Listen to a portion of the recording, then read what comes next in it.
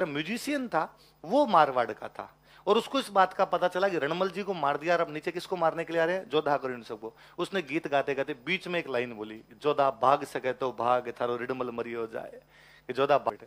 पर जोधा ने कहा कि नहीं भाई, बदला लेंगे, वापस कब्जा करेंगे अपना, है ना, बाप का कर्जा बेटे ही चुकाते हैं, बना दो खाना तो खा लेंगे।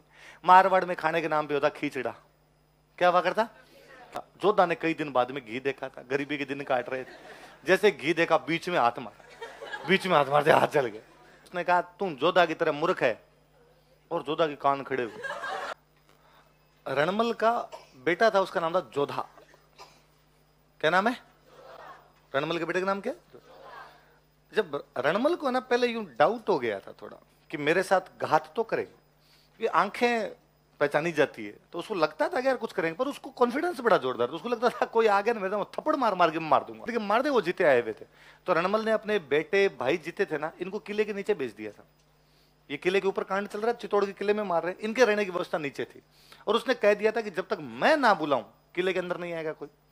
हो सकता है तुम्हें किले के अंदर बुला के ऐसा ऐसा कुछ मुझे लग रहा है ये कर सकते हैं, तो तुम मेरी तो चिंता ही मत करना, मैं इनसे कैसे भी नहीं मरूंगा, इनको ही मारूंगा मैं। पर कल को खुदा ना खास्ता कुछ हो जाए, तुम नीचे रहना, तुम किले के अंदर मत आना, तुम्हें बुलाए तो भी नहीं मत आना जब तक मैं ना बुलाऊं। तो वो आराम से अपने नीचे रहा करते थे, किले के नीचे रहते वहां पर। जोधा, जोधा के भाई, जोधा के काका, वो सारे वहां पर। जोधा कौन है? रणमल का बेटा। इधर जब चुंडा ने इन सब ने रणमल को मारा, तो उसके बाद इनकी प्लानिंग थी कि जोधा को इनको मार दो सबको, मतलब रणमल का पूरा परिवार ही क्या कर दिया जाए, समाप्त। ये राठौड़ दादागिरी कर रहे थे, इन सारे राठौड़ों को यहां पर मार दिया जाए। तो अब चुंडा जब उस रणमल को मारते, मारने के बाद उनका नीचे चलो, नीचे चल के उन जोधा को उनको मारते हैं। जोधा ने उस दिन शाम को कोई म्यूजिक सुन रहे थे, जो बेचारा म्यूजिशियन था वो मारवाड़ का था और उसको इस बात का पता चला कि रणमल जी को मार दिया और अब नीचे किसको मारने के लिए आ रहे हैं, जोधा करो इन सबको। उसने गीत गाते गाते बीच में एक लाइन बोली, जोधा भाग सके तो भाग थारो रिडमल मरी हो जाए, कि जोधा भाग सकता तो भाग जा, रणमल को तो मार दिया। जोधा ने, जोधा के भाइयों ने, जोधा काका ने चप्पलें हाथ में ली, कहा अब अपने आस पास भी नहीं रुकना है। उधर चुंडा ने, सिसोदियों ने कहा पीछा करो रे इनका, आज पकड़ के मारेंगे। पर आदमी की जब मौत पीछे होती है तो पग नहीं मंडते भाई साहब। जोधा उस दिन हुसैन बोल्ट से भी तेज बीकानेर। उधर चुंडा ने कुछ देर तो पीछा किया, फिर उन्होंने लगा हाथ तो आएंगे, तो उन्होंने कहा मारवाड़ पे कब्जा कर लो। कहां कब्जा कर लो भाई? मारवाड़ का राजा रणमल था, रणमल कहां बैठा हुआ था? मेवाड़। और उसके बेटे वगैरह यहाँ से निकल गए, तो अब क्या बचा? मारवाड़ तो खाली पड़ा है। तो ये मारवाड़ गए, मारवाड़ पे जाके क्या कर लिया? कब्जा। मारवाड़ की राजधानी थी मंडोर। कौन सी राजधानी थी? अच्छा, मंडोर हमने पढ़ा प्रतिहारों के पास था। किसके पास था? लेकिन प्रतिहारों से बाद में यहाँ पर राठौड़ आ गए थे। कौन आ गए थे? कैसे आगे जब राठौड़ पढ़ेंगे तब पढ़ लेंगे। इतना याद रखना कि मारवाड़ की राजधानी कौन सी है? मंडोर। या राठौड़ों की राजधानी कौन सी है? मंडोर। और अब कब्जा कौन कर गया इस पे जाके? चुंडा। कौन कर? ये 1438 के आसपास की बात है। कब की बात है? 1438 के आसपास में ये सब घटनाक्रम घटित हो रहा है, उधर सब कुछ ही बात है। इधर रणमल का बेटा जोधा। अब कभी राठौड़ों के मजे थे कि मारवाड़ तो उनका था, साथ में दादागिरी कहां चल रही थी? मेवाड़। अब मेवाड़ वाली दादागिरी तो आज से गई, वो गई, साथ में खुद का राज्य कौन सा निकल गया? मारवाड़ में भी सिसोदिया और मेवाड़ में भी सिसोदिया। चुंडान सब मंडोर पे कब्जे करके बैठे। पर जोधा ने कहा कि नहीं भाई, बदला लेंगे, वापस कब्जा करेंगे अपना, है ना, बाप का कर्जा बेटे ही चुकाते हैं, अपने वापस कब्जा किया जाएगा इस पे।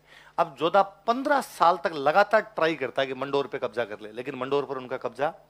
जोधान सेना बना के आते, इधर सिसोदिया तैयार बेटे, कूट पीट के वापस निकाल देते। एक बार ऐसी किसी एक लड़ाई के अंदर जोधा भयंकर घायल होता है, घायल होने के बाद युद्ध से निकल के वापस जा रहा होता है, गर्मी का महीना, घोड़े पर बैठ के, घाव में लथपथ, खून खून टपके चारों तरफ से जाए, रास्ते में प्यास लग गई और जोधा को लगा कि यार लड़ाई में मरे नहीं मरे, घाव से मरेंगे नहीं मरेंगे, प्यास से पक्का मरेंगे।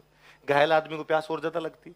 पर मारवाड़ का देश, पानी दूर दूर तक, पानी छोड़ो ना, बंदा ना बंदे दी जात, यहाँ पर मिनख ही नहीं रहा करते थे, पानी कहाँ से आता। और जोधा को दूर कोई एक खेत में किसान की ढाणी दिखाई दी और उसको लगा कि यार यदि ढाणी है, झोंपड़ी बनी हुई है कोई ना कोई, इसका मतलब मिनख तो कोई ना कोई होगा, यदि मिनख नहीं होगा तो पानी जरूर मिल जाएगा कुछ ना कुछ। इसलिए जोधा ने अपना घोड़ा झोंपड़ी की तरफ दौड़ाया, लेकिन जोधा झोंपड़ी तक पहुंचता, उससे जाते जाते घोड़े पर ही बेहोश होकर गिर गया। घोड़ा ही बेचारा समझदार था जो झोंपड़ी के आगे जाके खड़ा हो गया। उस किसान की महिला पत्नी जो थी वो घर पे थी, वो बाहर, महिला बाहर निकली, उसने देखा घोड़ा है, घुड़सवार पड़ा है, वो समझ गई कि घायल आदमी है, पानी के चक्कर में आया होगा। उसने उतारा नीचे, नीचे घसीट के साइड में छाया में लेके गई, हवा ववा डाली, थोड़े पानी के छींटे विंटे मारे, तो जोधा को थोड़ा होश आया और जोधा ने पानी मांगा, उसने पानी पिलाया, पानी पिलाया, थोड़ी एनर्जी फील की उसने। उसने कहा थैंक यू, मैं पानी के लिए आ रहा था पर पता नहीं कैसे बेहोश हो गया, आपने जान बचाई है, मुझे पानी पिलाया, अब मैं चलता हूँ आगे। गाँव का अभी तक रिवाज कहता है कि भाई घर पे आया हुआ आदमी भूखा तो जाना नहीं चाहिए, है ना। शहर वाले तो बदमाश हो गए, ये तो पूछ लेते हैं, ये तो घर पे आए हुए को पूछते हैं कि खा के आए हो जाके खाओगे, या तो खा के आए हो या जाके खाओगे। भाई हम तो नहीं खिलाएंगे, सीधी सीधी बात है। गांव में कोई मैंने खाया हुआ तो घर से भूखा तो क्या जाए, गरीब से गरीब आदमी भी घर से भूखा जाने, जैसा मैं खाऊंगा वैसा तू खा ले भाई। तो उसने कहा भाई खाना तो खा ले।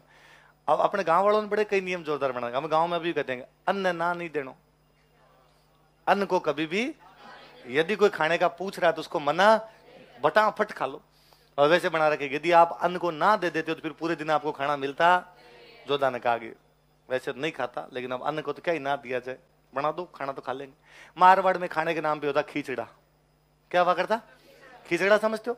खिचड़ी नहीं, हाँ खिचड़ी तो बीमार को खिलाते हैं, खिचड़ा पहले मेहमानों को खिलाया जाता था। वो मोटे धान का खिचड़ा बनाते, हाँ बाजरी का खिचड़ा बनाते। खिचड़ा बनाया, थाली भर के एकदम खिचड़ा रखा, बीचों बीच खिचड़े के डाला खूब सारा घी। गांव में घी की तो वैसी कमी नहीं, घी डाला। जोधा ने कई दिन बाद में घी देखा था, गरीबी के दिन काट रहे थे, जैसे घी देखा बीच में हाथ मारा, बीच में हाथ मारते हाथ जल गए। तो महिला पास में बैठी थी, वो रोटी वोटी बना रही थी, उसने कहा तुम जोधा की तरह मूर्ख है, और जोधा के कान खड़े हुए। उसने कहा माता तेरे को क्या पता कि जोधा मूर्ख है? उसने कहा मूर्ख ही है, मारवाड़ पे कब्जा करना है उसको, और मारवाड़ की राजधानी है मंडोर, और हर बार आके मंडोर पर हमला करता है, हार के भाग जाता है। तो जोधा ने कहा तो क्या करना चाहिए? साइड साइड से गांव जीते, 2 गांव जीते, 4 गांव जीते, 5 गांव जीते, धीरे धीरे मंडोर आ। बीच में अटैक करेगा तो बीच में सुरक्षा सबसे भयंकर है, यहां पे तो कोई मरेगा। पर उसने कहा तू क्यों पूछ रहा है, तुझे तो खिचड़ा खाना भी नहीं आता, तू तो साइड साइड से खा, घी बाद में आएगा, पहले खिचड़ा खाना तो सीख। जोधा ने वहां से 2 शिक्षाएं ग्रहण की, एक तो ये कि मंडोर कैसे जीतना, एक खिचड़ा कैसे।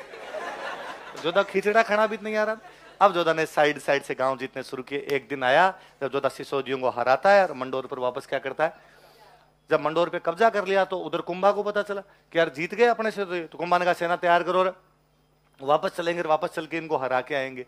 लेकिन जोधा ने हंसाबाई के पास मैसेज करवाया कि बुआ जी पहली बात तो मेरी कोई गलती नहीं थी, जो भी गलतियां थी पिताजी की थी, फिर भी यदि आप मेरी गलती मानते हो तो 15 साल भुगत ली, 15 साल हो गए हमें इधर उधर भटकते हुए, अब हमने अपने बाहुबल से जीता है दोबारा, और अब यदि आपके मेवाड़ वाले आए तो हम बराबर की लड़ाई करेंगे।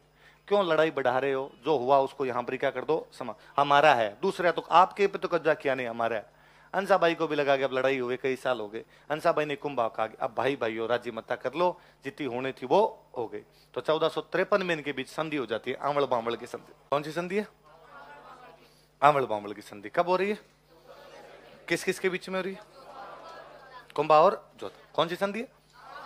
सिंपल सा ये था, ये कहा गया कि भाई इतने दिनों तक मेवाड़ किसका है? कुंभा का। मारवाड़ भी किसका है? कुंभा का है। अब ये कहा गया कि नहीं भाई जो मारवाड़ है वो किसको दे दिया जाए? जोधा को दे दिया। तो ये बाउंड्री कहां बनाए? तो ये मोटा मोटा कहा कि जहां तक हरी भरी जमीन है इसको तो मान लिया जाए मेवाड़। क्या मान लिया जाए? तो एक हरी झाड़ी होती है, झाड़ी का नाम है आंवल। क्या है? जहां तक आंवल के पेड़ लगे हुए, जहां तक हरी भरी झाड़ियां, इसको तो क्या मान लिया जाए? मेवाड़।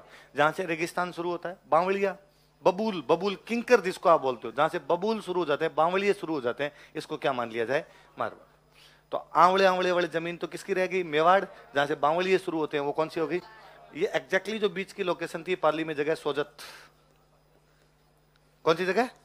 कुल मिला करने का मतलब था कि सोजत के इधर तो हो जाएगा मेवाड़, और सोजत के इधर क्या हो जाएगा? मारवाड़। आंवल आंवल वाली जमीन मेवाड़ के पास, बावली वाली जमीन मारवाड़ के पास, इसलिए संधि का नाम क्या? ये फ्लैशबैक में चल रही थी कहानी। फ्लैशबैक था कि कैसे भाई उधर आपके मोकल को मार दिया, मोकल के मारने के बाद कुंभा कैसे राजा बना, रणमल कैसे आया, रणमल ने यहाँ पर आके क्या क्या चीजें कर दी। आगे बात समझ में? अभी मैंने आपको बताया था शुरुआत के अंदर कि जब मोकल को मारने के बाद में चाचा मेरा और महबूबा पंवार कहाँ भाग गए थे? मालवा। और मालवा का राजा कौन था? महमूद खिलजी। रणमल जब आया तो रणमल ने कहा था कि महमूद खिलजी चाचा मेरा महबूबा पंवार को सौंप दे। उसने सौंपने से क्या कर दिया था? मना।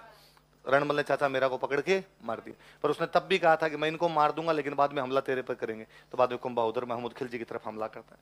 मध्य प्रदेश में एक जगह पड़ती है सारंगपुर। कौन सी जगह? बस एक ही बात याद रखनी है, लड़ाई होती है, कुंभा महमूद खिलजी को बहुत ढंग से हराता है। हराने के बाद में युद्ध में जीत के बाद में चित्तौड़ में बनवाता है विजय स्तंभ। क्या बनवाता है? हम जीत गए इसलिए विक्ट्री टावर बनाते हैं। तो विक्ट्री टावर कौन से युद्ध में जीत के बाद में बनाया गया? किसने किसको हराया?